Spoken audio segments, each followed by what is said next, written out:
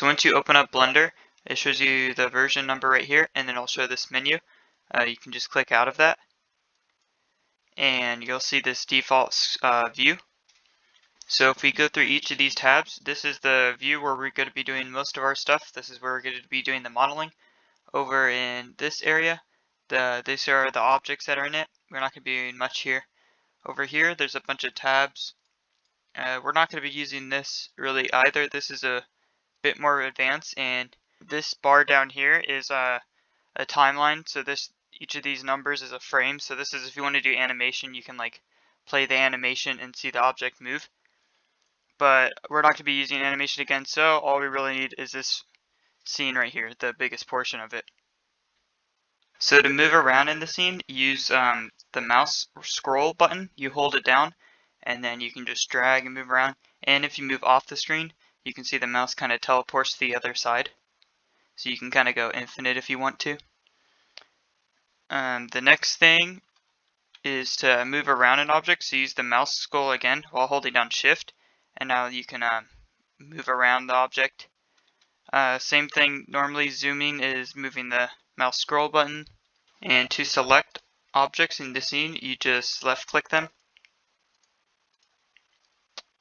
And if you have, there's a lot of shortcuts in Blender, and there's a lot to remember, a lot of like different options you can do. Like if you just look here, you can see all the menu systems, and then this is just one of the tabs.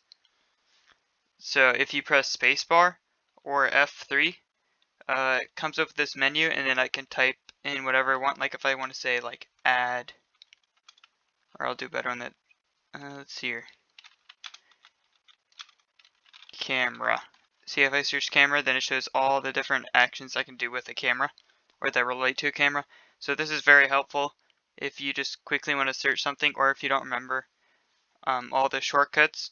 It's very helpful to just press space and search the thing. So now I'm going to show you some editing basics and what we're going to use to model our desk and piece. So on this cube, or make sure this cube's selected, then you're going to want to press tab. This brings up a slightly different menu, and you can see how there's these dots that are kind of highlighted, and then you see these edges here are a bit more highlighted, and the whole thing is now orange. So each of these is called a vertice, and you can click on each one individually. The different selection methods are up here. So this is edge selection if I want to select just the edges, and then last face select. So if you really wanted to, you could use vertice select and select everything, but that'll take a lot longer, so it's easier just to switch quickly to a face selection. And to select multiple things at the same time, you just hold down Shift. So the basic features we're going to be using is grabbing objects and moving them around, rotating and scaling things. So to grab stuff or moving it, you're going to want to select something, and it doesn't matter which mode you're in, it works with all of them. Let's say we select the top face and we press G on our keyboard, and now if we move around, then the whole face now moves. To confirm an action, you left click, but if you want to cancel an action, you would right click, and it just goes back to where it was. And then what I did to get back to it was just Control Z. Like any other program, if you move something, you can also just Control Z it to move it back. So that's grabbing is G, rotation is R, so if we rotate it, and then scaling is S. So at least those shortcuts are pretty intuitive because that's the letter it starts with. Except grab, or I call it grab just because it starts with G. You can also think of it as move, but if you just think of it as grab, it might help you remember that it's G. So the last thing is the extrude feature, which if you press E, you can see that new geometry is coming off of it, and then you can just move around. So like if I wanted to do this, and then say if I wanted to like make a little creature real quick, I would just go like this, take off a little arm, and all I'm doing is just extruding it and then left clicking to select it and then just doing a new face. And you can do all the other features like scale it and then I'll just do the same thing on this side. So if you want to, before you make the desk, or if you want to just make the desk on your own, you have all the tools now to do it. But we're going to start making the desk now.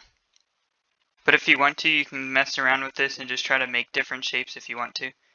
But we're going to tab out, so then we're in the selection mode again. We're going to click this little monster guy, or if a cube if you didn't want to do anything to it. Press the delete key on your keyboard, and then that removes it.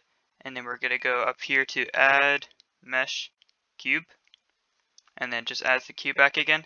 So when you're trying to make objects, you want to start with like the closest object that resembles what you're making. So for a desk, it has a lot of right angles, and the rough outline is a kind of a cube. Like if you look at all these other meshes, it doesn't really fit any of these. Maybe a plane, but I'm just gonna be starting with a cube, not a plane. But it's obviously not circular unless you want to make a circular table. That's up to you. So starting with this, we're gonna go back in the tab.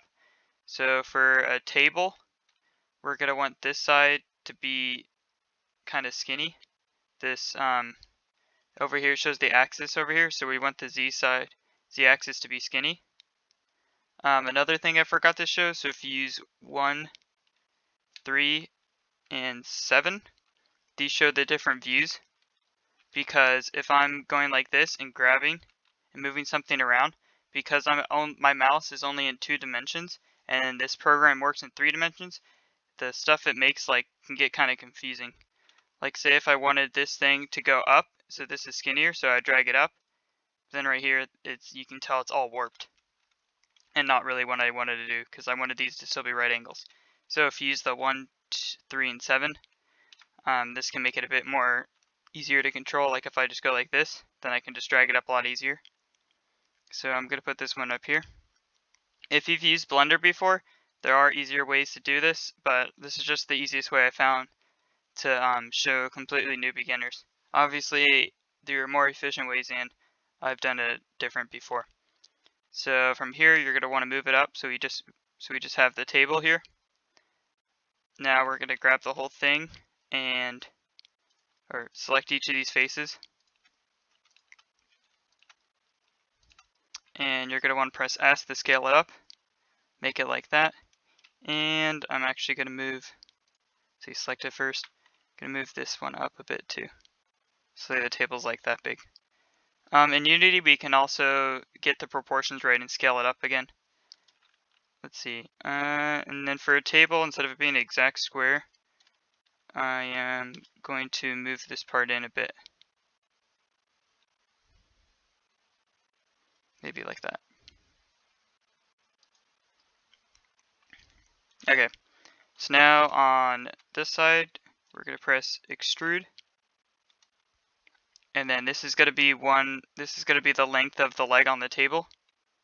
So we're going to do it on this side too. From here, we're going to be doing it on the same side. So we're going to select all 3 of these and extrude it. And this doesn't have to be perfect. I'm just kind of eyeballing it, which is a good skill to have. You kind of just have to eyeball stuff. If you want to be exact, there are ways to get it exactly perfect that you want it. But for what we're doing, it's fine for just making it really rough. But by doing this, you see we have 4 squares on the bottom, or roughly squares. So we're going to select each of those by holding down Shift again. And then we're going to extrude the whole thing down by pressing E. So it'll look like this. And then that's our basic table. If you want to do something a bit more fancy, you can say extrude this a little bit. And then see if you could have to do each of these individual. Let's say you wanted to scale this part down and then extrude it, then make a fancier leg. You can do that if you want to, but it might be a little bit harder to line up. So for this, I'm just going to be grabbing all these, extruding it down, and then on each of these I'm just going to scale it in a little bit. This is just to make it a little bit more artistic and for practice.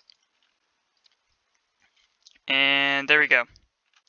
So the last step is up here to rename this to table. This just helps us be more organized when we actually put it into Unity. And we're going to go, actually one more thing before I forget. So these lights and camera, so when we add it into Unity, Unity will actually recognize this as a camera and this is a light, but it'll be kind of confusing using multiple cameras, and we don't really want another light source, we just want the table, so we're just going to click these and press delete on both of them.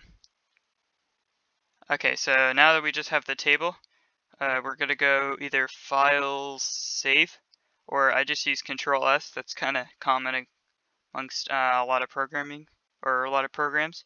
And when that menu pops up for the save file, you're going to want to find your Unity project. Then you're going to go to Assets and then click Models. And when you name it, you're going to want to name it Table. So now that we've finished the table, we're going to go make the piece. So we're going to go File, New, General. And we have this scene again. Quickly, we are going to delete everything here. So delete, delete, and delete, because we're going to start from scratch by adding a cylinder. Because it might sound kind of weird that our piece is going to turn into a cylinder, but it is round and flat, and that's what a cylinder is. So a cylinder is like the perfect starting point. So after you add in an object, down here, there's all these menus that you can change about the object. The only thing to note about it is if you click out of it and you Control Z, you can't actually affect these anymore, so you can only change it once. So you can just mess with these if you want to. So this adds more detail to it, but we're just going to stick with 32. The radius of it, the depth is basically the height of it. You can click these things, which this goes by really small increments. If you hold down the middle and drag, then that's how it makes it bigger or smaller. Or if you want to, you can click it and type in an exact number, say 5, and it'll go to that exact height. But for our piece, we're going to be wanting it to be pretty skinny. So we'll say about 0.1.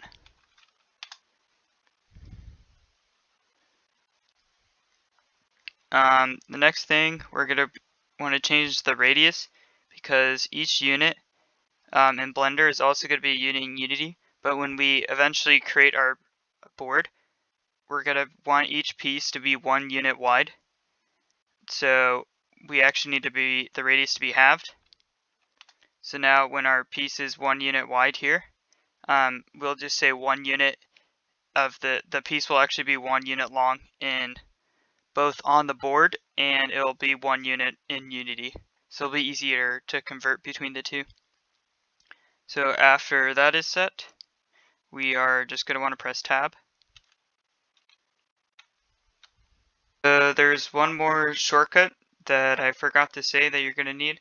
So if you remember the extrude, which moves it out like that, we're going to be using another one, which is called, let me see what it's exactly called.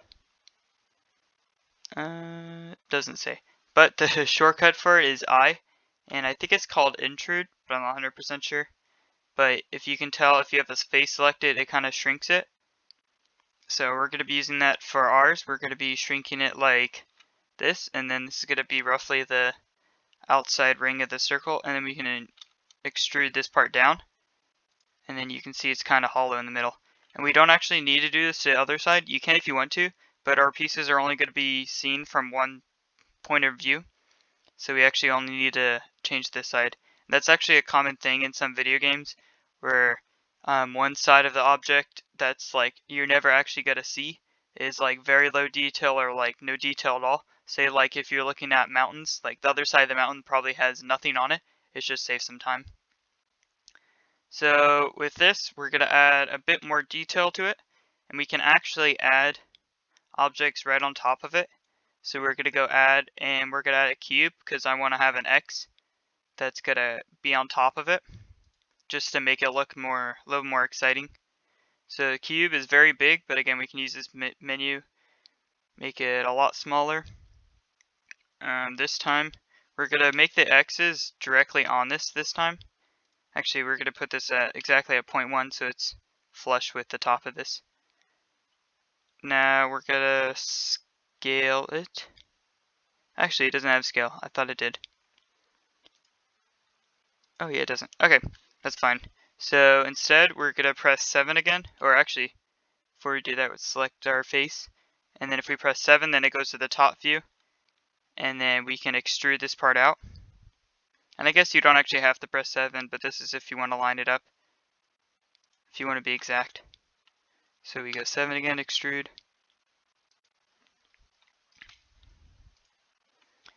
And then extrude this. And then if you want to, after the fact, you can move it around if you want to get it nicer. But, I mean, just by eyeballing it, I think it looks pretty even. And I know it's kind of hard to see the X right now, just because of the lighting, but it'll be fine. In the game, you'll be able to see it a bit better. So if you want to, you can make another piece or any other designs if you want to from using the skills that I showed you, or if you are better at Blender, you can make your own like designs on the piece. But for what I'm going to be doing, I'm just going to be using this piece for both the red and white, or sorry, red and yellow pieces. But if you want to, you can make them different, or you could make different pieces in like one color, so you can have like 3 different red pieces. The only thing with that is that the code will look a bit different, but the code's actually going to look identical if you use if you make a red piece look one way and a yellow piece look a different way. So if you have what you want, we're going to go here and we're going to call this piece, P-I-E-C. And again, you're going to want to save it, go Control S and rename it to piece. It should default there. It should default to the right spot because the last thing we saved was the table, so it should already be there. So after you name it piece, go into Unity real quick to see how both of the pieces look now that they're in Unity and saved there. So when I was going through the project, I found another error with this, and it'll cause some problems later. So you're just going to want to go to this thing and say rotate Y 180. So now it's just flipped on the other side. But this caused a little bit of problems later when we tried to spawn the piece. It wasn't actually putting it on the right side. So if you just do that fix and press Control S, it should fix everything. So once you have Unity open, you can go to this Models tab, and you can see that it's now the colors filled in. I think when the color's not filled in, it means that there's actually nothing in the folder, and that's actually a fairly new feature. Like I think that was just added in the last few years, which I guess is a little bit helpful. But now this Models tabs used to like look like this, but now it's actually filled in. And now in here, you can see we have both of our pieces in here, or sorry, both of our models, and you can just drag and drop it either in here, or if you want to, you can drag it into the scene itself. And now you can look at it and just see if everything looks good. So like right now, you can kind of tell that this piece is a lot bigger than the table. We can change the scaling directly here, or on the table if we want to. Like if we want to later, which we will, we're gonna kind of do that all manually. We just want to make sure that it looks good for what we're using. To double check that it all looks good. As you can tell, we're not actually going to model the board. The board is a bit too complicated, at least for complete beginners. I feel like these things are easier to follow along, and if I actually made a tutorial for like completely new beginners on how to make the board, it would probably take an hour just to make it. So I'm just going to leave that in the description of the video, and you can use the one that I'm using, that I made. If you want to, you can try to make your own. It doesn't actually matter. You just kind of have to make sure that the holes are each 1 unit wide, and then you can do kind of whatever you want. So if you are better at Blender, you can kind of challenge yourself to make your own if you want to. With that being said, that's the end of the video. The next thing we're going to be doing is setting up the scene view for what it's going to look like. So we're going to be making sure the table's all good, or the scaling's all good for everything. And we're going to be setting up the cameras, and we're going to be setting up the pieces so that they can actually like fall and interact with each other.